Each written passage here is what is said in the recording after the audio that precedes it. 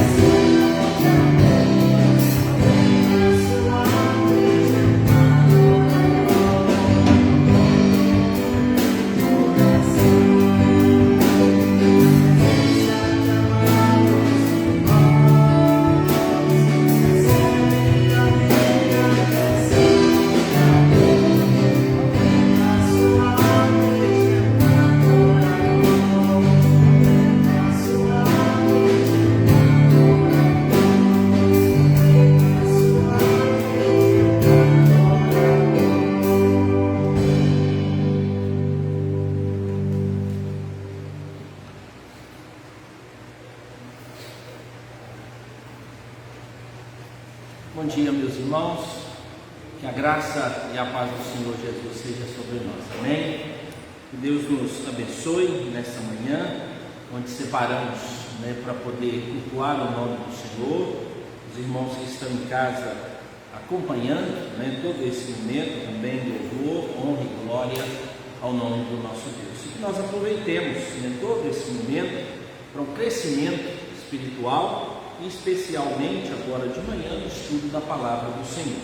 A gente tem dado continuidade a uma série, relacionamentos são mais importantes que realizações, baseado na primeira carta de Paulo aos Coríntios, capítulo 13, inclui também o capítulo 14, verso 1, e que nós possamos colocar isso como realidade na nossa vida e decidirmos colocar em prática todas essas realidades.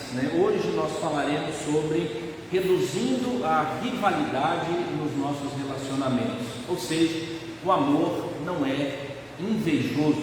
Nós vamos falar sobre a inveja e como nós podemos romper e os males que ela traz à nossa vida e à nossa existência. Vamos abrir as nossas Bíblias na primeira carta de Paulo aos Coríntios, capítulo de número 13. Nós vamos ler do verso 4 até o verso de número 7. Primeira carta de Paulo aos Coríntios, capítulo de número 4.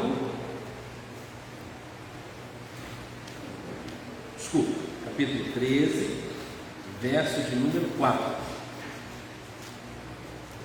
Primeira carta de Paulo aos Coríntios, capítulo 13, do verso 4 até o verso de número 7, mas nós vamos ficar com a parte C do verso 4, mas vamos nesses versos todos juntos. A primeira carta de Paulo aos Coríntios, capítulo 13, do verso 4 ao verso 7, diz assim: o amor é paciente, é benigno, o amor não arde em ciúmes, não se ufana, nem se ensoberbece.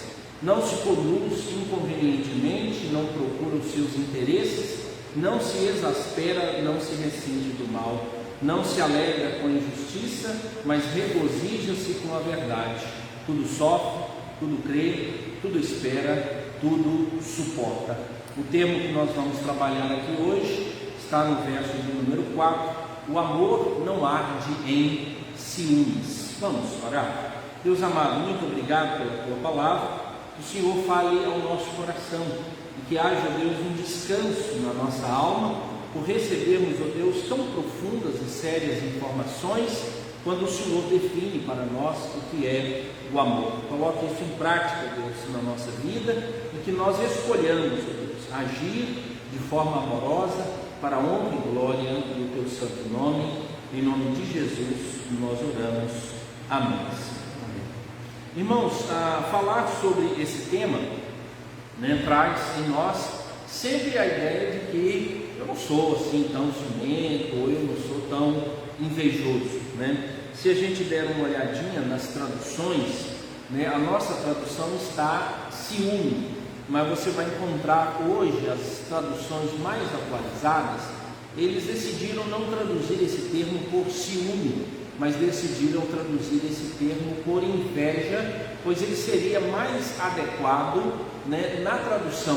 A palavra que aparece aqui está mais voltado para cobiça, mais voltado para desejo. Então, ciúme é posse, então é algo que me pertence e o que eu não quero abrir mão, e aí então eu vou fazer de tudo para não perder. A inveja é quando eu vejo no outro, no relacionamento, no seu sucesso, e isso me incomoda, pois eu gostaria de ter, possuir a mesma coisa. Então é um pouco diferente, e a inveja ela vai além. Então a gente precisa lembrar disso. É o amor o amor não deseja o que não lhe pertence, o que não lhe é por direito, o que não lhe foi dado. Então o termo aqui seria melhor, então, a palavra inveja do que necessariamente ciúme, porque o ciúme vai dar a ideia de uma relação de posse. aqui não é uma relação daquilo que você possuía, mas uma ideia daquilo que você não tem, mas você deseja possuir. Tira aquele ruído para nós ali, vai, eu estou ouvindo ele tanto todo. Tem um ruído na caixa, me ajuda aí? Obrigado. Tá? Então, essa relação, irmãos, ela precisa ser estudada e a gente poder caminhar devagar e observar essas questões, né? A inveja é considerada a ideia contrária do orgulho. O orgulho, você olha a pessoa num sentido em que você coloca essa pessoa lá pequena. Então, esse é o orgulhoso. O orgulhoso faz isso. Ele olha de cima e aí ele vê a pessoa lá embaixo. O invejoso, ele olha a pessoa de baixo e vê as pessoas lá em cima. E ele deseja então não chegar onde essas pessoas estão. O invejoso quer trazer essas pessoas de onde estão para onde ele está. O orgulhoso, ele não quer chegar onde as pessoas estão. Ele quer proibir de que as pessoas cheguem onde ele está. Então existe uma relação aqui entre invejoso e orgulhoso que a gente precisa saber fazer a distinção muito clara, pois às vezes as pessoas invejosas, elas aparentam um certo orgulho de serem quem são, mas na verdade elas são inseguras, elas não são orgulhosas, elas são profundamente inseguras. Mas o que ela faz? Ela ataca a posse do outro, ela ataca o sucesso do outro, e as pessoas até confundem, achando que a pessoa invejosa é na verdade uma pessoa orgulhosa, mas na verdade não. Ela esconde, ela mente, ela não abre o jogo, ela não fala a verdade, mas ela se posiciona como se fosse uma pessoa orgulhosa, e ela vai desprezar tudo o que o outro conquistou, mas na verdade ela não está suportando o ódio que há no coração dela para poder então destruir a imagem daquela pessoa. É muito comum entendermos que a inveja é chamada de o pecado dos pares. Então é sempre assim: o pecado do pastor, o pecado do pregador na inveja é invejar ou desejar estar no lugar do outro. O pecado da mãe é o desejo de ser uma mãe igual a outra mãe. O pecado da inveja na concepção dos pais é: eu queria ser um pai igual a ele. E aí você vai colocando esses pecados de pares, onde você começa a comparar as relações. As mulheres têm inveja das mulheres. Se a inveja está baseada no dinheiro, e aí então você começa a comparar se tem muito ou se tem pouco. Se a inveja é no sucesso da pessoa, vai para a área, e aí diz assim: não, mas eu sou dessa área e ganho muito menos. Essa pessoa pode saber, está roubando. Então o invejoso, ele vai fazer de tudo para destruir seus pares, porque ele começou a descobrir que tem gente que faz a mesma coisa que ele faz e recebe muito mais dinheiro e muito mais honra. Por exemplo, poder e autoridade. Então é comum as pessoas que têm poder e receberam uma autoridade terem inveja de quem tem poder e autoridade. Eles dizem: não, mas todo mundo ouve mais ele do que a mim. E aí eu fico com inveja e gostaria de estar na posição dessa pessoa. Só que os estudiosos deixam bem claro que a inveja, ela não se limita a desejar o que o outro tem. Ela é maligna, ela é malévola. Ela quer fazer o quê? Porque eu não consigo ser igual àquela outra pessoa, o meu caminho é de destruição. Eu tenho que acabar com essas pessoas. E assim que acontece. Olha, no pecado dos pares, lembra de um irmão que matou o irmão? Na Bíblia, Caim matou Abel. Pastor, porque eles eram irmãos, então é pecado de pares. Não, os dois eram adoradores. Ou seja, um adorador invejou o outro adorador, e um adorador matou o outro. Para ele não foi suficiente ver que o sucesso do outro pudesse ser para ele uma ambição. A ambição é, já que você chegou a esse ponto, eu vou me esforçar e você vira para mim um modelo. Eu desejo estar onde você está, não porque eu tenho raiva de você, que eu não gosto da posição onde você está, é porque eu quero agora lutar e me empenhar a ser modelo como você, subir. Aí a gente diferencia a ambição de inveja, mas o invejoso, ele não se satisfaz em ver a posição da outra pessoa, mas ele quer destruir e trazer essa pessoa à imagem dele, a insignificância, a autoinsuficiência, o desejo de destruir quem está lá. Então o invejoso, ele não quer se parecer com a outra pessoa, ele quer destruir a imagem da outra pessoa. Caim fez isso. Ele não se satisfez em descobrir que Abel podia agradar mais a Deus do que ele. Ele disse, mas agora eu também não quero que Abel seja sequer lembrado. Se eu não posso fazer o que ele faz, eu vou destruí-lo para que nem aquilo que ele faz sirva. Você viu que no casamento é assim? Agora os pais, marido e mulher. Algum casamento é destruído porque vem a linha da comparação. Então é muito comum, às vezes, você encontrar na sociedade casamentos que se desfizeram pela inveja entre os cônjuges. Nós, pessoas, vêm aqui nessa casa mais por causa de você do que por mim. Os nossos filhos escutam mais você do que a mim. E aí o que você tem que fazer? Você tem que destruir aquela imagem que é maior que você. E aí você tem inveja do cônjuge, às vezes inveja dos filhos.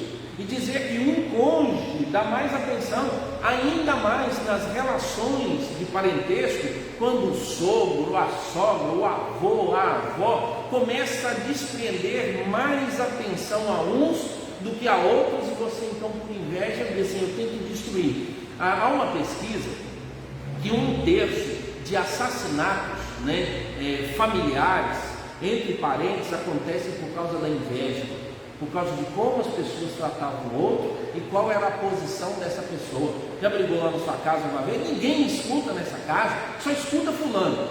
Dizer que ninguém te escuta é uma coisa. Agora, apontar para quem você não gosta, você diz assim, é fulano que é mais ouvido, você está desejando a posição dessa pessoa. Para você matar ou destruir essa pessoa, como você não tem coragem de ir lá e tirar a vida dela, você faz o quê? Você destrói a imagem dela. Mas quando precisou fazer isso, não estava aqui. Mas quando foi necessário, você vai destruir a imagem dessa pessoa, porque eu não consigo matá-la, mas eu vou acabar então com a imagem. Então a inveja produz tudo isso. Alguém disse que a inveja é a providência da lama para apontar e jogar sobre as nossas falhas. Ou seja, o invejoso, ele vê uma pessoa bem sucedida, aí você chega perto e diz assim, viu fulano, rapaz, ele conseguiu mais uma promoção no trabalho dele, e aí tudo, assim, mas não é colega de ninguém não, ele só faz isso para lá, pode ficar pronto, o cara não vale nada. Eu falo, rapaz, não estou falando do sucesso do cara, não estou falando, não, mas tem que acabar com a imagem dele. Veja que qualquer pessoa bem sucedida na sociedade, alguém quer jogar uma lama nela. Aí a pessoa está indo, está caminhando, está roubando, está indo, está caminhando, mas não cuida da mãe dele. Você acaba de falar algo bom da pessoa, algo de sucesso da pessoa, mas se você é uma pessoa invejosa, você arruma algo negativo. Isso é inevitável, mas na sociedade, na nossa caminhada, você precisa vencer isso. Você precisa entender que a inveja, ela vai te destruir e ela não vai te dar força para ser bem sucedido. Muito pelo contrário, você vai ser a pior pessoa do mundo, porque você é um catador de esgoto, você levanta lama, você quer só o sujo.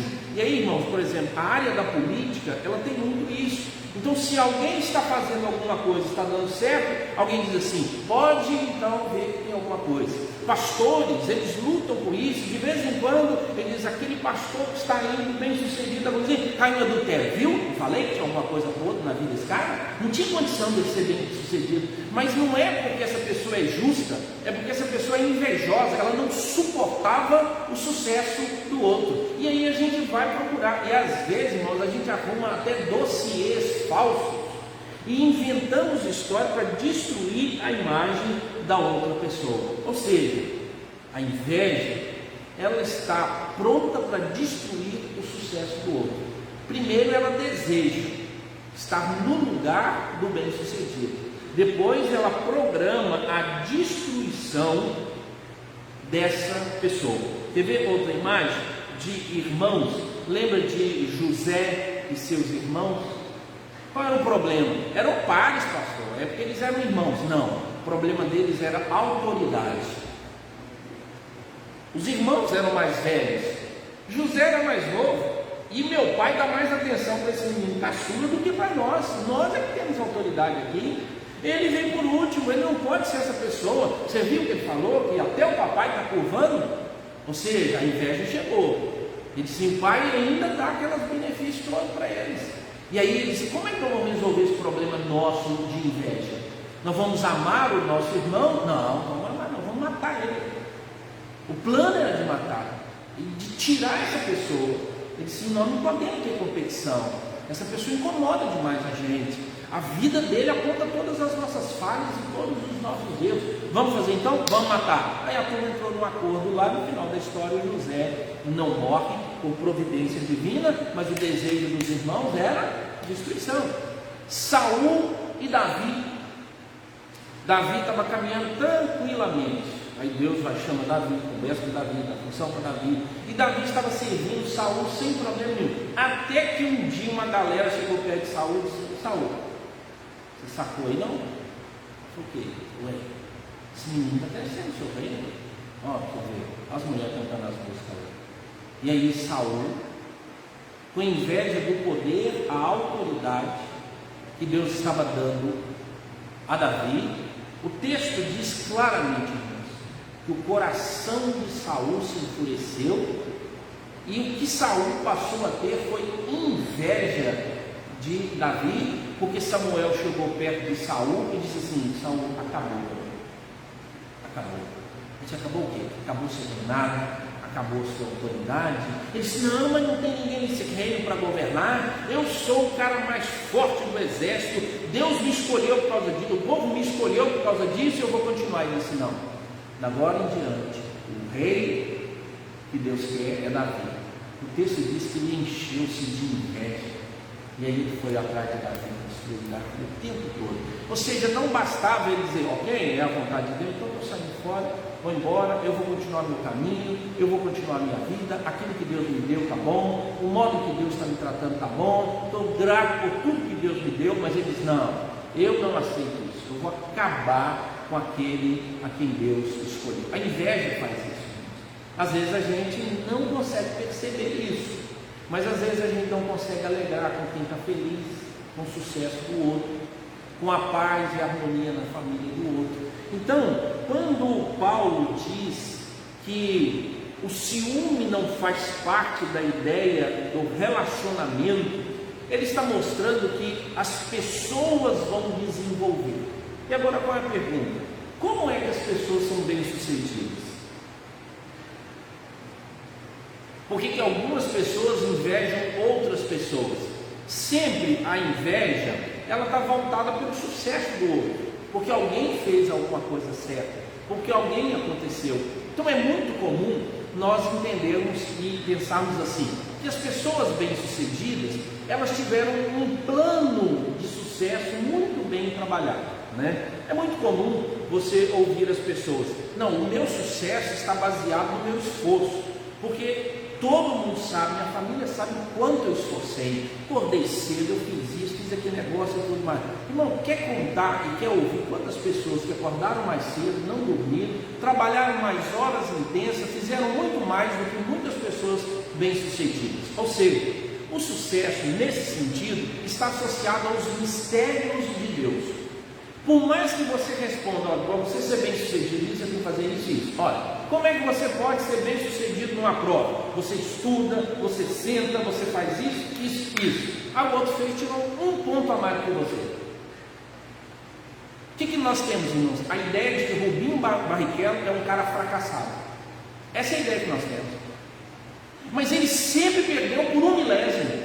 Ou seja, ele é muito mais bem sucedido que a maioria dos pilotos da Fórmula 1. Mas a gente tem ele como o quê? Um fracassado. Então, a ideia fraca nossa é essa. Então nós achamos que simplesmente o esforço é que me vai fazer ser bem sucedido, mas teve gente que não esforçou em nada, não fez nada certo e é muito mais bem sucedido que gente que esforçou. Ou seja, isso faz parte do mistério da vida. Por isso, o único modo de você vencer a inveja é ser grato pela vida que Deus te deu. Esse é o caminho. O único antídoto contra a inveja é: por que o outro está assim? Pode saber que Deus está por trás. Por que eu vivo desse jeito? Pode saber que Deus está por trás. Não tenha dúvida disso. Assim aconteceu com Saul. Assim aconteceu com Davi. Davi não era merecedor, não tinha mérito nenhum, nem muito pelo contrário. Quando a Bíblia chama Davi de um homem segundo o coração de Deus, ele não está dizendo que Davi era um homem que não pecava e um homem que não errava. Era o homem mais bem sucedido. Não era. Davi, quando a gente lê a história dele, a gente vê todos os tropeços e erros. Ou seja, alguém poderia dizer: bem feito, Davi agiu assim, por isso tal. Mas só que Deus olhou para Davi. Quando a frase é construída, ela não está dizendo que Davi tem mérito, irmãos. Ela não está dizendo. A frase está em Atos, que diz que Davi era o homem segundo o coração de Deus. Diz que não é Davi e nem Saul. Foi Deus quem decidiu escolher Davi. Davi não tinha mérito. Não, Davi era um artista. Não, irmão, Davi era um menino que cuidava de ovelha no meio do pasto, do gado. Ele não era do exército, ele não era forte. Só que na hora de escolher, Deus falou com Samuel: não manda o povo escolher, ué. Eu não participo disso não, mas manda o povo escolher. E o povo queria escolher o rei. E Samuel falava assim: não, gente, mas nós temos aqui já, Deus fala conosco. Eu sou profeta de Deus, Deus fala comigo. Não, mas não queremos, todo mundo tem rei, nós queremos um rei também. E aí Deus, então, Samuel, o problema não é com vocês. O problema desse povo não é com vocês, é comigo. Eles querem um rei, sabe o que? Para de me ouvir. Porque o profeta, eu que comando. Então, dentro do coração, eu tenho o meu. Se eles têm o dele, eu tenho o meu. Davi é o meu. Davi não é o deles. Saul é o deles. Coração carnal. Pode escolher, escolhe. O dia que Saul pisou, deu a brecha, Deus veio aqui e falou com ele: acabou, Saul. Você não era meu coração. Então, Davi é o homem que Deus escolheu. E não Davi é o homem que agradava a Deus, que fazia as coisas certas. Mas quem é que fez Davi ser bem sucedido? Foi Deus. Deus veio protegendo Davi de tudo de jeito. Ele mansa uma maldição, a sua família vai ser uma desgraça. Seu filho vai levantar contra você por causa do seu pecado, mas eu vou proteger a sua casa. Olha o que ele faz. E ele cuida. Então, irmãos, a vida é um mistério. Você pode dizer que todo o seu sucesso é baseado no seu esforço, mas se Deus não quiser te dar, já era. E nós conseguimos provar e mostrar pessoas que fizeram muito mais e produziu muito mais do que você e ainda não recebeu o sucesso que tem. Então, invejar e desejar destruir está baseado no tamanho em que nós olhamos para nós e como nós entendemos a vida. Quem é que está no controle da vida e da existência? Quem é que governa essas coisas todas? Quem é que tem controle sobre todas as coisas? Eu sei, irmãos, que a gente precisa associar três coisas para ser bem sucedido. A gente associa o esforço, né? A gente associa a oportunidade. A gente faz isso, né? A gente sabe que uma pessoa esforçada, surgindo uma oportunidade, ou ele criando uma oportunidade, então vai dar a ideia de sucesso. Mas nós sabemos que Deus é quem está no controle. Então, por isso, o único antídoto para a inveja, esse veneno que destrói a nossa alma, é a gratidão. Então, eu tenho que ser grato até pelo sucesso do outro, e não invejar o sucesso do outro. Então, todas as vezes que você ouvir alguém criticando alguém bem-sucedido, dá um passo atrás e dá uma olhadinha no pé desse cidadão. Veja em que nível ele está e como é que é a conversa dessa pessoa. Né? É muito comum. O pecado é entre pares. Você vai ver que um empresário reclamando e desdenhando de outro empresário. E o modo que você tem para resolver o problema de inveja é isso. Existe até uma frasezinha, um dito popular: quem desdenha quer comprar. Quem desdenha, tipo assim, vamos diminuir, porque o troço acaba o preço e a gente paga barato. Não vamos falar mal. Desce além. E é assim, irmãos. A inveja faz isso. A gente reclama da voz, do modo de falar, do modo de dirigir e tudo, aí a pouco a gente sabe. Só que nós precisamos reconhecer isso no nosso coração. Saber que isso existe. O amor não quer o que não lhe pertence. O amor não é invejoso. Preste aqui atenção. Como a inveja destrói os nossos relacionamentos. Né? Já que a gente está falando de relacionamento, porque você pode continuar como invejoso e nem se importar, não estou nem aí não, eu vou continuar do jeito que eu estou. E se alguém entrar na minha frente, eu acabo com ele. Já viu alguém assim? O invejoso, a frase dele é essa: se eu não tenho, isso explode o mundo. Ou seja, se eu não tiver, eu não estou nem aí para a vida dos outros. O que importa é se eu. Já viu quando alguém está lutando por uma coisa e ele não consegue? Aí ele usa o desdém. Ele diz: já que eu não tenho, eu não me importo com isso. Então, se vocês não me respeitaram na conquista dessas coisas, eu também não me importo com o que vocês conquistaram. O invejoso vai fazer isso. Ele vai fazer o quê? Com que as outras pessoas percam sentido de vida. Ele vai destruir o sucesso do outro. Ele vai criticar a alegria do outro. Ele dói-se nisso. Então, 3 coisinhas importantes. Como a inveja destrói os nossos relacionamentos. Se a gente está falando de igreja, se a gente está falando da nossa casa, do nosso local de trabalho, como é que eu vou pensar? E eu preciso examinar isso. Primeiro, a inveja, ela é causadora de conflitos.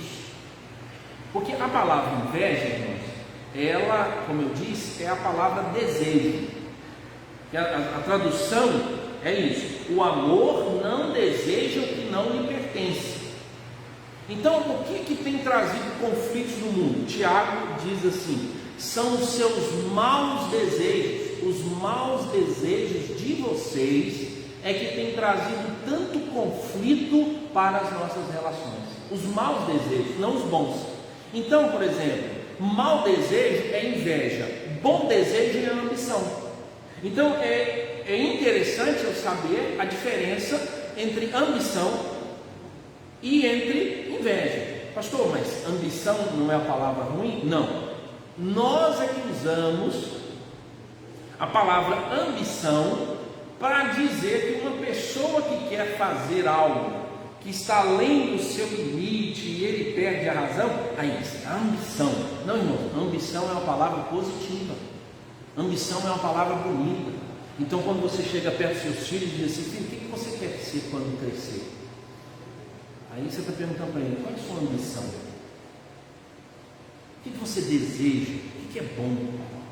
E aí então a ambição, ela está na linha além do desejo. Por quê? Porque você se torna uma pessoa obstinada, com projetos, com plano. A inveja não. A inveja não tem plano, ela não vai crescer. O plano da inveja é destruir o outro. É só isso. Não é desenvolver, não é construir. Não é porque você quer uma casa, não é porque você quer um diploma, não é porque você quer ser bem sucedido. Não, a inveja não tem esse plano. O plano da inveja é olhar para o outro e dizer assim: eu vou destruir você. E aí, irmãos, é muito comum nos nossos relacionamentos a gente fazer isso. Destruir o pensamento, a caminhada ou a imagem da outra pessoa. Então, a inveja, ela causa conflitos,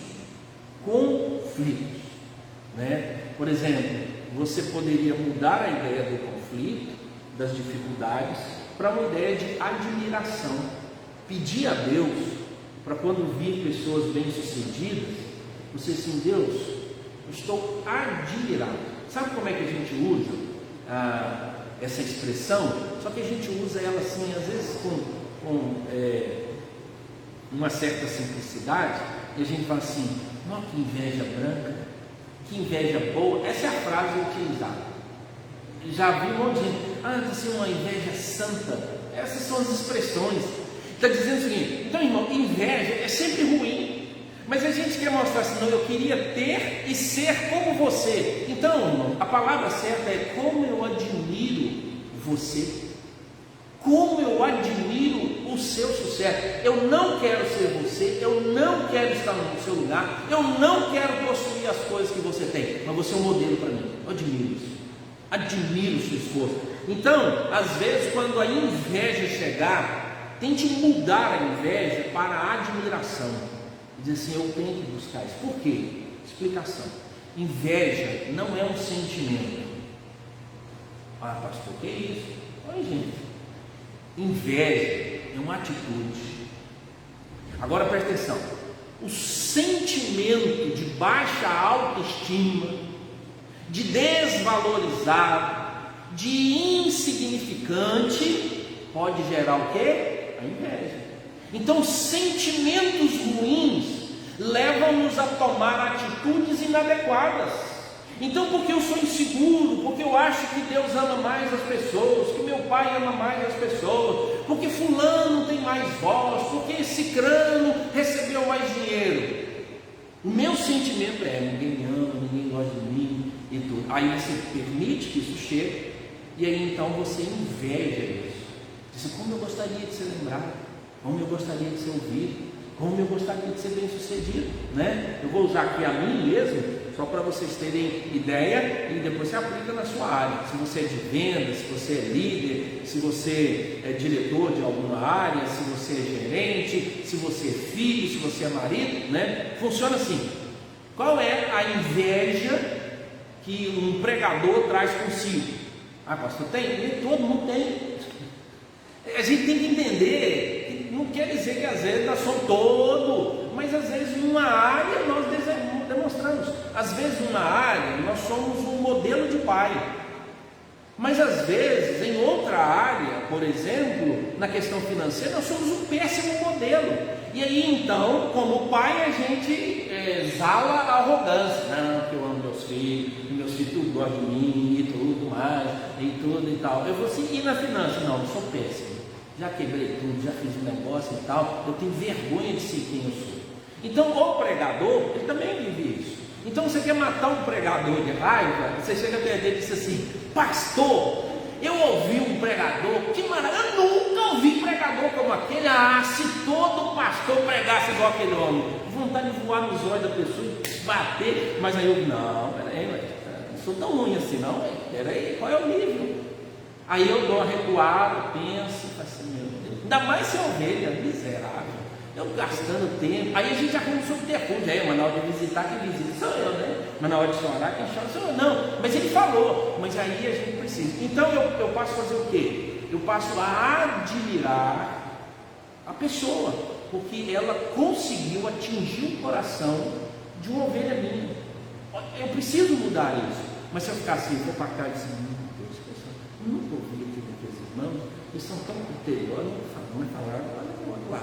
E aí, quando o cara vem pregar no aniversário da igreja, aí piora: traz fulano, pastor, né? É muito comum a gente viajar, ou melhor, mudanças, e pessoas passarem por igrejas. Então vamos citar aqui nós vamos ter pessoas que tiveram 3, 5, 6 pastores, e elas admiraram, foi um tempo de amizade, de companhia, e de uma hora para outra ela chega perto de você e fala assim: pastor, vamos convidar fulano, vamos, pastor bom, viu? Melhor pastor que eu já tive. Porque assim, olha que mensagem, e tem 3 anos eu sou pastor da igreja, e aí eu nunca vi uma rasgação de seda dessa com o pastor da igreja, eu nunca ouvi. E aí vamos trazer então, e aí essa pessoa presta atenção, ela divulga para todo mundo, e aí nós chegamos no final do culto, ela disse: viu pastor, que maravilha, falei para o senhor que ele é maravilhoso. Eu nunca vi essa pessoa falar de mim. Se eu deixar o meu sentimento de auto-insignificância, ou seja, eu não me considero significativo, que eu não prego bem, e daí a pouco eu vou vontade de matar esse cara. Vamos trazer esse cara aqui, não está mais pisando na minha igreja. Né? É muito comum, a gente discute sobre isso, sobre o chamado ciúme de púlpito. Né? É meu e tudo. E a inveja do sucesso do outro. Então isso pode acontecer. Então quando alguém chega perto de você e diz assim, rapaz, fulano, quem cozinha bem é a fulano. Sentimento. Mas a pessoa não está dizendo que você cozinha mal. Não é isso. É que essa pessoa está elogiando outra. Então anda na admiração, é mesmo. Eu nunca vi, eu não comi, eu queria ter a oportunidade de comer. Aí no dia de comer, presta atenção, fala que tá bom. Sabe por quê? Porque é muito fácil você desdenhar, já que você trouxe uma carga negativa, né? Existe um episódio do Charlie Brown, né? Charlie Brown é um desenho que eu assistia na infância, de vez em quando eu assisto uns episódios, e um deles foi sobre, me lembro, de um desfile das meninas mais bonitas da escola. Então, aqueles desfiles que aconteciam nos Estados Unidos, e aí o Charlie Brown começando com uma menina no telefone, e aquela coleguinha dele, esqueci o nome aqui, estava do lado. E ele começando, né? Falou assim, não, vai ter um desfile, vai ter uma festa muito legal aqui na minha escola e tudo, e fulana vai desfilar. Aí a pessoa no telefone falou assim, nossa, o nível aí na sua escola é muito ruim, né? E ele do lado, e ela prestou atenção. Aí ele disse, então tá, um abraço. Aí fechou, olhou para ela mandou um abraço e desejou felicidade e que você tenha um bom desfile. Não foi isso que a pessoa disse. O invejoso, ele é incapaz de resignar-se ao ponto de agradecer, a pessoa que fez a alimentação. Sabe por quê, irmãos? Se ele der vazão, ele vai querer tirar satisfação. Sabe, fulano, você falou comigo, fui lá comer, que comida é animada, eu não gosto daquele negócio daquele jeito, não. Eu não gosto assim e tudo mais. Enquanto que ela poderia ter terminado a reunião, olha, muito obrigado, né? Gostei de ter conhecido a fulana, a comida lá, muito obrigado pelo convite. Olha, você não precisou agradecer a comida, mas foi bom estar com vocês. Então, o que você achou da comida? Não, legal, experimentei, tranquilo. Mas o que a gente quer fazer? Destruir. Mas é incrível como nós somos e nós achamos que isso é autenticidade. Não, isso gera conflitos. Por quê? Porque eu não quero que o outro seja bem sucedido. Os meus maus desejos. Então, irmãos, ter ambição é algo positivo. Admirar os outros para que virem modelo é algo positivo. A inveja não. A inveja quer tirar e quer destruir. Destruir. Não é para ter. Não é para ter, é porque não tem. E aí então o melhor modo de fazer o quê? É destruir. Segundo, incita ressentimentos. A inveja, ela causa um sentimento tão ruim e que causa amargura no coração. A inveja nos leva à lamentação, à murmuração. Por quê? Porque a inveja tem um foco no sucesso da outra pessoa e ela começa a esquecer tudo de bom que existe em si. Não lembra mais. O carro que tem, independente qual seja, ele é incomparavelmente inferior ao do vizinho. E aí eu só vou ser feliz quando eu vi que o carro do vizinho pegou fogo. O casamento dos meus amigos são incomparável melhor do que o meu casamento. Eu só vou ser feliz no dia que eu vê-los divorciados. Os filhos dos meus amigos e dos meus parentes são diferentes dos meus filhos, mas a minha alegria não é do meu filho passar na prova. A minha alegria é ver o filho do outro tomar bomba. E aí você consegue alegar, você não fez mais do que obrigação. E aí é incomparável, você não consegue, você nunca vai chegar àquela posição. Então causa amargura. Daí vem pecado, o tipo de pecado, fofoca, você precisa acabar com a imagem da outra pessoa, roubos, de roubar a coisa do outro, de esconder. Você nunca fez isso na infância? O coleguinha chegou com um lápis bonito, todo mundo de olho, todo mundo falando do lápis. Daí a pouco a galera foi esconder lá. Escondeu. Uma semana, acabou. E a meninada juntou, pega o lápis, escondeu. Não roubou, não, escondeu. Para quê? Porque a alegria do outro está me incomodando. Então o furto, ele pode vir por causa disso.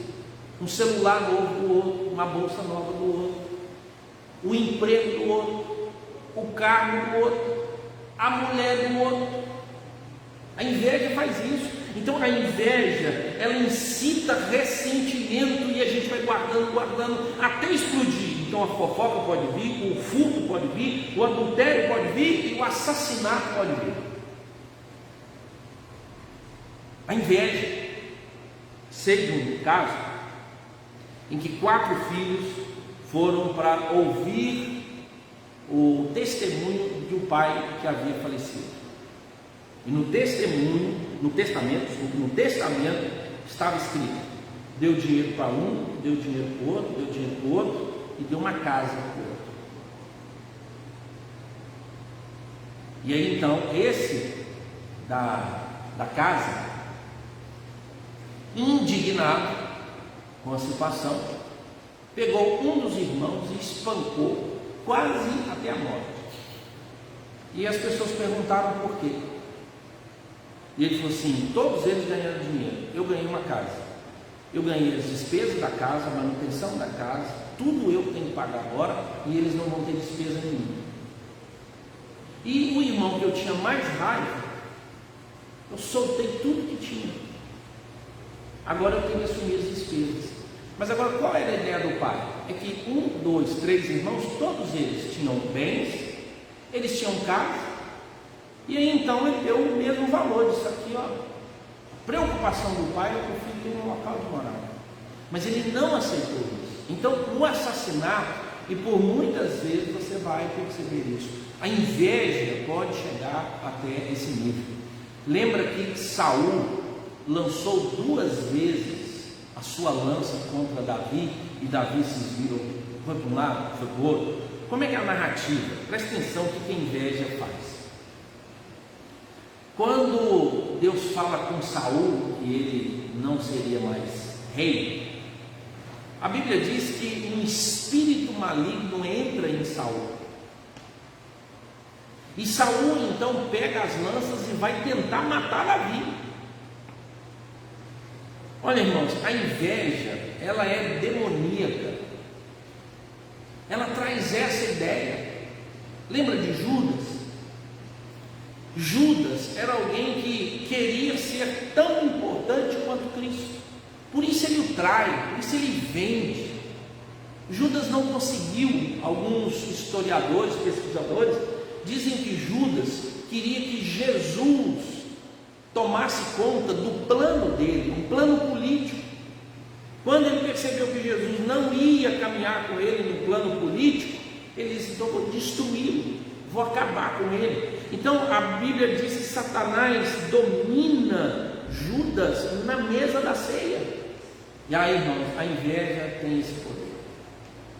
O poder da gente querer destruir a outra pessoa, guardar no coração amarguras.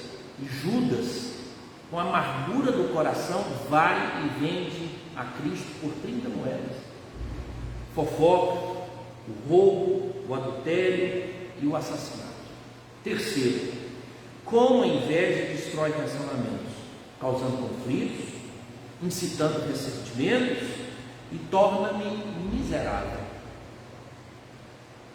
A miserabilidade, ou a ideia de achar assim, eu não valho nada, é um câncer. Ele destrói a gente. E é muito comum, presta atenção, ver no discurso de pessoas o câncer destruindo ela, e ela dizendo assim: felizes são vocês que têm dinheiro, feliz é você que tem um emprego, feliz é você que tem um filho obediente, feliz é você que tem recurso. Eu não, minha vida é uma desgraça, minha vida é uma miséria. Preste atenção nessas pessoas. Essas pessoas vão pedir ajuda, mas não vão ser gratas. Quando receberem ajuda, vão dizer que é obrigação sua. Ela não é feliz, ela não é satisfeita com a vida que Deus tem proporcionado. E ela então vai dizer que tudo que você tem é indigno e injusto. E por isso você tem a obrigação de perder tudo e dar para mim. Você não pode ter o que tem.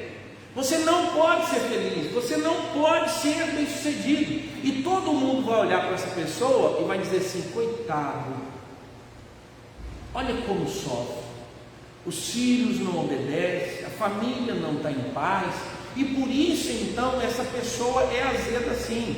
Então a gente chama isso de vitimização. Pessoas miseráveis, elas acabam com relacionamentos. Elas vão dizer: ninguém vai na minha casa porque eu sou pobre.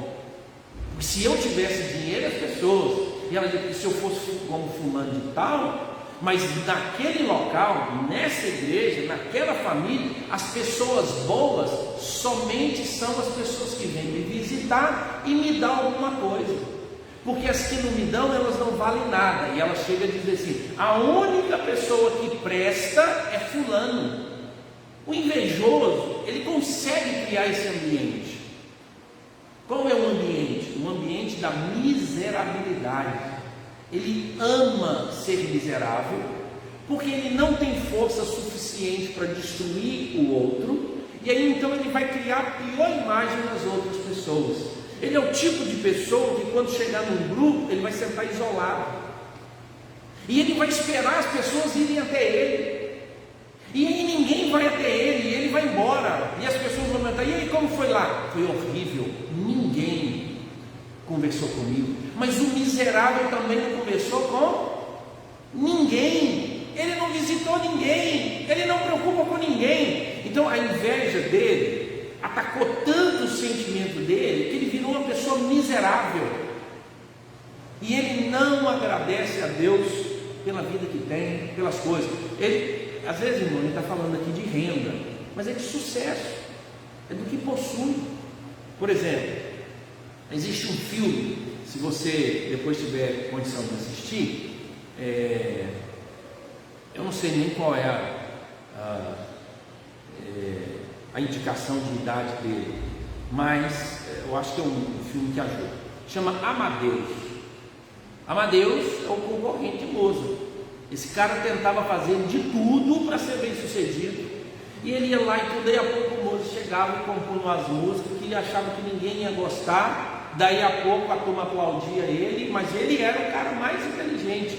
Ele foi se tornando tão miserável porque ele queria ser mais bem sucedido que Mozart, e Mozart quem conheceu, o Mozart que foi conhecido, enquanto que ele, o alvo da vida dele era destruir a imagem de Mozart e não construir a imagem dele. E tem gente que vive assim, ele diz: a minha vida, o meu maior alvo é destruir você. Tem marido que decidiu destruir a imagem do filho, tem marido da esposa, tem pai que o objetivo dele é destruir a imagem do filho, tem sogro que o objetivo é destruir a imagem do genro, tem genro que o objetivo dele é destruir a imagem do sogro, tem nora que o objetivo dele é acabar com a imagem da sogra. Por quê? Porque eles têm autoridade, têm palavra sobre, justamente às vezes, sobre o outro filho, sobre a esposa, sobre o filho, né, com quem a nora se casou. Ele disse: quem é que vai mandar aqui? Aí ele disse: não adianta. Então os invejosos, eles podem chegar nisso, eles geram conflitos, daí eles geram ressentimentos e eles caem nessa miséria. Aí lá no fim da vida, ele diz: eu podia ter sido muito bem sucedido se eu não tivesse gastado a minha vida tentando destruir a vida dos outros. O invejoso faz isso. Então a inveja, irmãos, ela pode estar em uma reunião de sociedade interna, ela pode estar nos componentes da equipe de louvor. Fulano pode, fulano não pode, tudo. Ela pode estar dentro das reuniões do conselho, ela pode estar dentro dos ministérios, na junta diaconal, dentro das nossas famílias. E se a gente não cuidar, saber a gravidade, ou seja, inveja é um pecado, e não há santidade nisso, em hipótese alguma. Por isso é necessário. Alguém diz que duas coisas são necessárias para a gente vencer a inveja?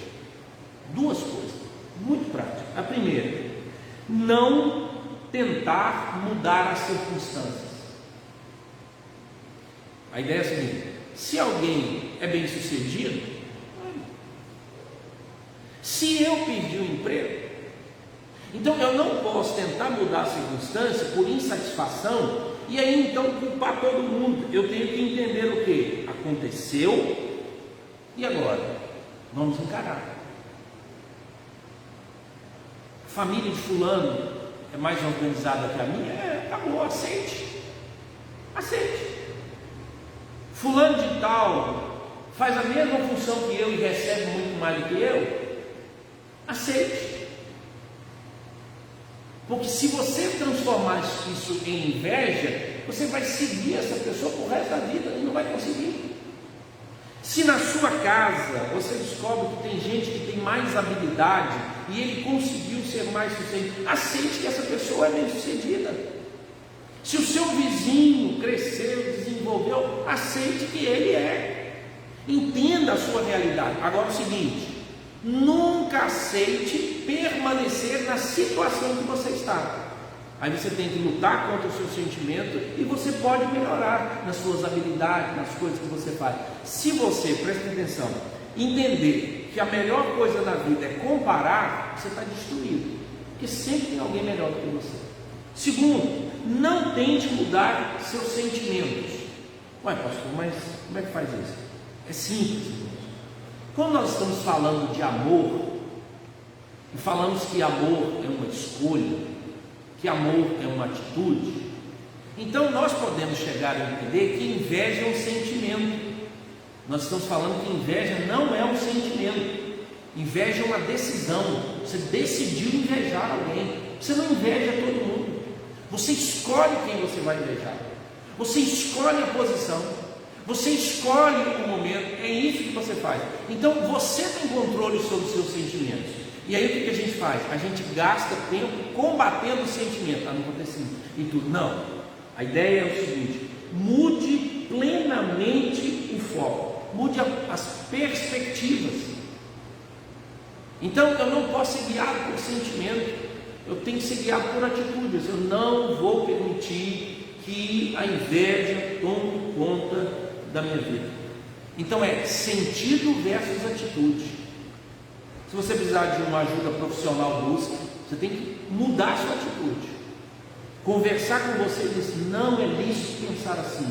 Isso é pecado. Eu não posso ter prazer na desgraça do outro. Eu não posso cobiçar as coisas do outro ao ponto de eu destruir a imagem do outro e querer para mim. Eu preciso tomar uma atitude e não alimentar os sentimentos. É muito comum, quando a gente vai falar da atitude, as pessoas: pastor, mas você não sabe o que eu estou sentindo. A regra deveria: não me importa o que você está sentindo, porque o seu sentimento vai te levar para o inferno. Primeiro, um inferno presencial, uma vida de câncer e de dor. Segundo, você pode estar demonstrando que não existe nenhum amor na sua vida se está indo para o caminho errado. Por isso, irmãos, se eu der ouvido aos sentimentos, eu nunca vou tomar uma decisão. Perdão e amor, todos eles são princípios de atitude. Para amar, se eu esperar sentir, eu estou roubado. Para perdoar, se eu esperar sentir, do mesmo modo. Para deixar de invejar, se eu esperar sentir um sentimento contrário, não, eu estou agora com grande alegria por causa do sucesso do outro. Anule isso. Diga: é bom você ser bem sucedido. E lute contra esse sentimento. É uma atitude. É uma atitude. Não espere vir um sentimento assim: a partir de hoje eu não tenho inveja mais de ninguém, dou graças a Deus por tudo que os outros têm. Não vai acontecer. Se você tem a tendência da inveja, até o último dia da sua vida você vai lutar contra isso. Mas lute consciente. Ou seja, as circunstâncias existem. Tem pessoas mais bem-sucedidas que você? Sim. Tem pessoas que sabem fazer as coisas melhor do que você? Sim. Tem gente que demonstra mais amor do que você? Sim. Tem pessoas que são muito mais habilidosas do que você? Sim. Aceite isso. Segundo, não tente mudar sentimento, mude atitude. Aí beleza, aí você não vai ser traído. Pastor, mas não é fácil. A Bíblia não diz que é fácil. Tanto que a Bíblia diz ser santos. Mas é o caminho, pelo menos isso. Para encerrar, irmãos, eu queria falar aqui sobre algumas coisas, um resumo do que você poderia fazer. Primeiro, resista comparar-se com as outras pessoas. O invejoso, ele tem esse aspecto. Se a inveja é uma escolha, não faça comparações do corpo, da intelectualidade, da habilidade, da posse, do poder, da autoridade. Não entre nessa vibe de comparação, você vai ser destruído. Lembre-se disso. Existem pessoas piores do que você, mas você não vai usá-las na comparação. Você sempre vai ser aborrecido e você sempre vai errar, porque você sempre vai escolher um homem mais bonito que você, que tem um corpo melhor que o seu, uma mulher mais bonita que você, que tem intelectualidade maior que você, que tem dinheiro. Você nunca vai escolher se comparar com alguém que você considera que ele é menor que você. Então é burrice, é burrice. Deus nos fez de modo singular, por isso reconheça a sua singularidade. Você é assim. Você pode melhorar? Pode. Pastor, mas eu não sou bonito. Mas tanto gente que não é bonito, tem gente mais feio que você.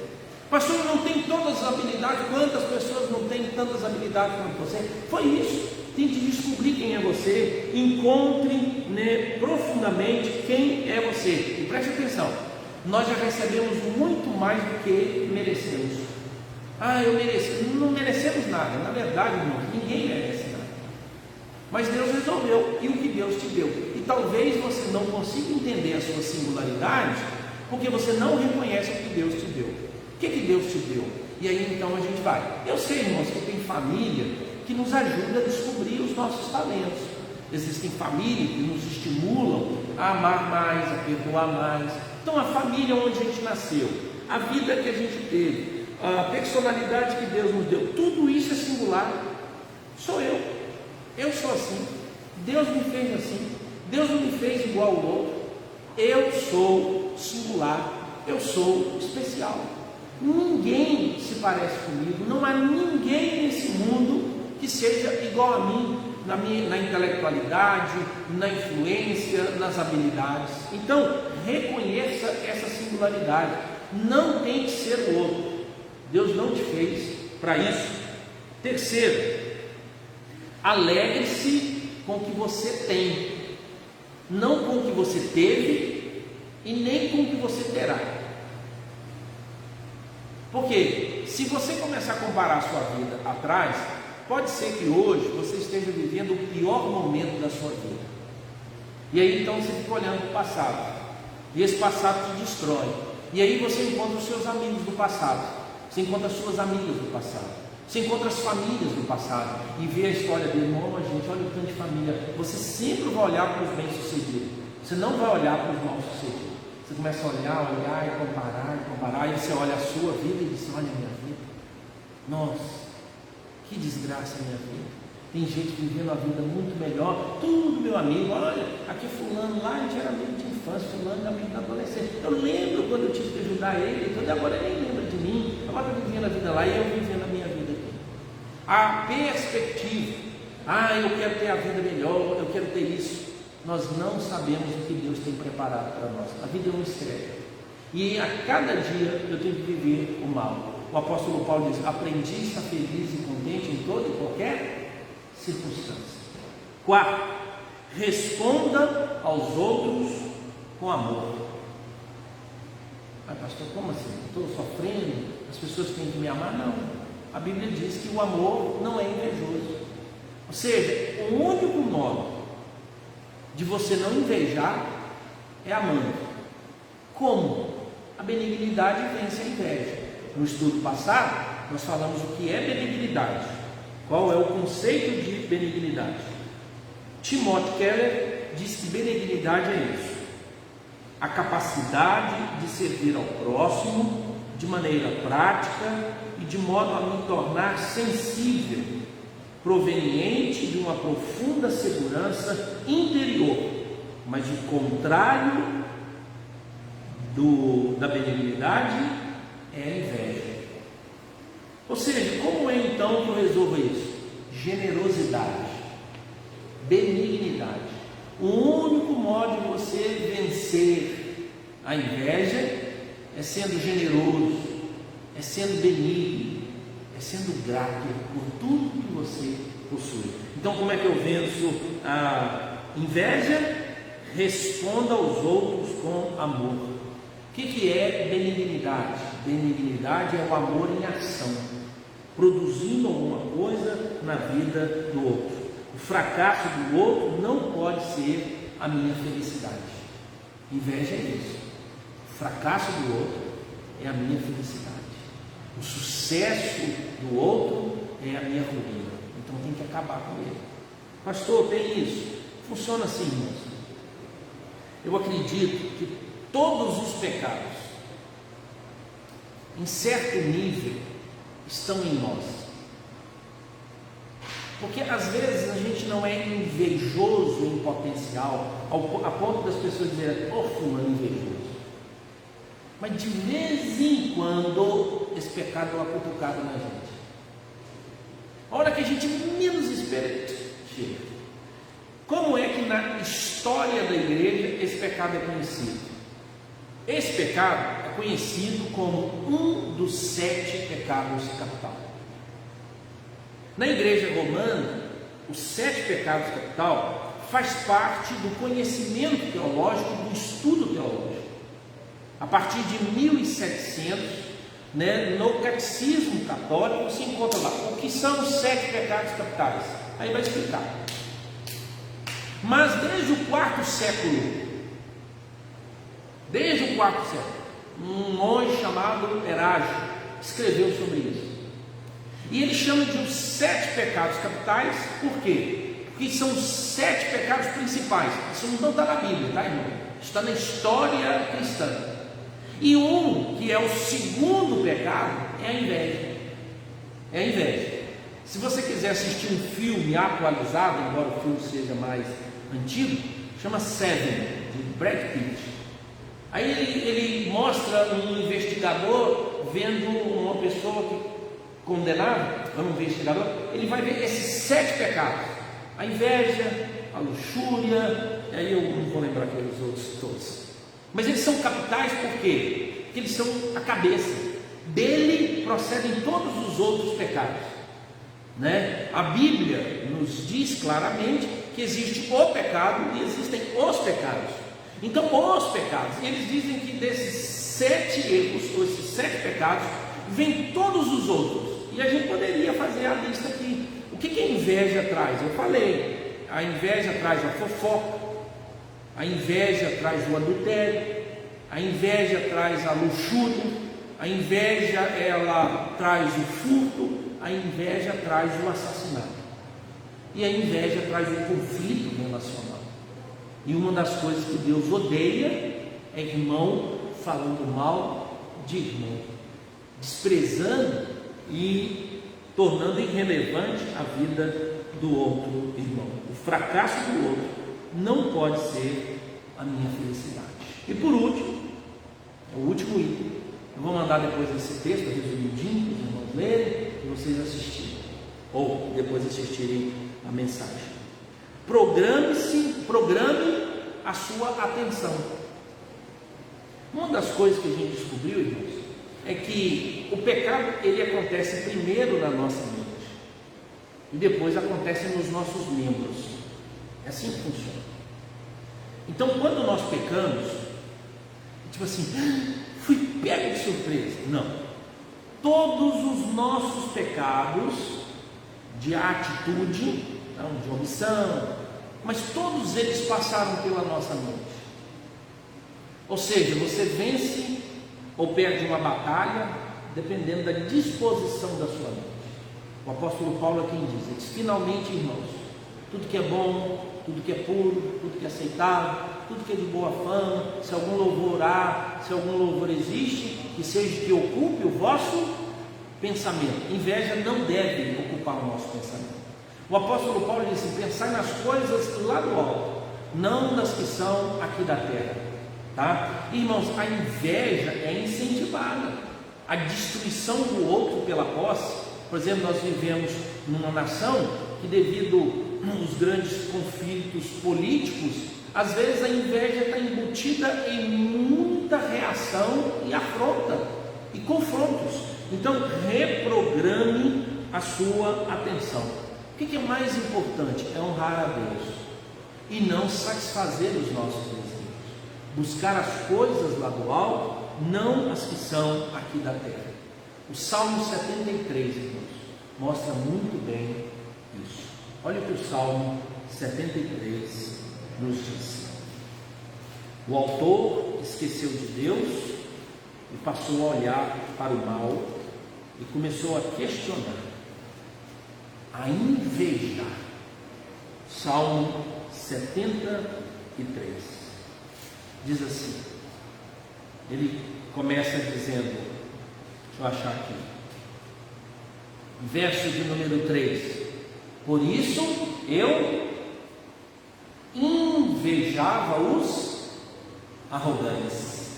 Sabe o que ele tinha? Ele tinha ódio dos arrogantes, mas ele desejava estar no lugar dos arrogantes, porque os arrogantes não estavam sendo punidos por Deus. Eu quero fazer tudo errado, já que Deus não vai fazer nada. Olha como é que ele constrói. Verso 2: quanto a mim, porém, quase me resvalaram os pés, pouco faltou para que se desviassem os meus passos. A inveja faz isso, pois eu invejava os arrogantes ao ver a prosperidade dos perversos. Para eles não há preocupações, o seu corpo é sadio e inerte, não partilham das canseiras dos mortais, nem são afligidos como os outros homens. Daí a soberba que os cinge como um colar e a violência os envolve como um manto. Irmãos, ele vai escrever todo este salmo baseado na inveja, mas lá no final ele diz assim, verso 23: todavia estou sempre contigo, tu me seguras pela minha mão direita, tu me guias com o teu conselho e depois me recebe na glória. Quem mais tenho eu no céu? Não há outro em quem me compraza na terra. Ou seja, ele diz, eu não vou invejar as pessoas. Num certo sentido, ele tinha que ambicionar Deus. E quando o cristão diz que ambiciona Deus, ele quer ser como Jesus. Então todo cristão tem que ter a ambição, não é a inveja de ser como Jesus, mas o desejo de ser como Jesus. E aí ele continua, 26: ainda que a minha carne e meu coração desfaleça, Deus é a fortaleza do meu coração e a minha herança para sempre. Ou seja, tudo que as pessoas têm não é suficiente. Deus é muito maior do que isso. É isso que eu tenho que desejar. Não é o sucesso dos maus, não é a riqueza dos maus, mas eu tenho que desejar Deus. Só Deus vai resolver esse problema. E aí ele diz, os que se afastam de ti, eis que perecem. Tu destrói todos os que são infiéis para contigo. A inveja te leva a isso. Quanto a mim, bom é estar junto a Deus. No Senhor Deus, no Senhor Deus ponho o meu refúgio, para proclamar todos os seus feitos. E o salmo começa assim, com efeito, Deus é bom para com Israel, para com os de coração limpo. Irmãos, o invejoso nunca tem o coração limpo. Ele está sempre maquinando o mal, sempre pensando alguma coisa. Alguém disse que a melhor ambição da nossa vida é nos parecermos com Jesus, porque Jesus foi um humano verdadeiro. A maior ambição da nossa vida deve ser que nós sejamos plenamente humanos. E é assim, ninguém precisa e nem deve ser divino, mas todos nós temos que ansiar ser como Jesus, que foi plenamente humano e nos ensinou que ser humano é o nível em que Deus espera de nós, nos parecermos com Cristo Jesus. E Cristo Jesus não usou como usurpação ser igual a Deus. Cristo Jesus não manteve inveja. Muito pelo contrário, ele diz: sou manso e humilde de coração. Aprendei de mim. Sou manso e humilde de coração. Qual é o antídoto contra a inveja? Benignidade, generosidade, gratidão. Quem você é e quem Deus fez. Os invejosos lançam sobre si um câncer, e ele é indestrutível, a não ser que haja gratidão. O amor não quer o que não tem, não quer o que não possui e não quer o que não lhe pertence. O amor está satisfeito com o que recebeu de Deus. Assim deve ser a nossa vida, irmãos, e que nós possamos lembrar disso na hora que nós encontrarmos as nossas dificuldades. Lembrando que na vida há um mistério. Eu não sei o que Deus tem preparado para mim, e eu não devo invejar o que Deus tem preparado para os outros. Que venha o que vier, e que a gente receba com gratidão. Abra aí a sua Bíblia, primeira carta de Paulo aos Tessalonicenses, capítulo de número 5,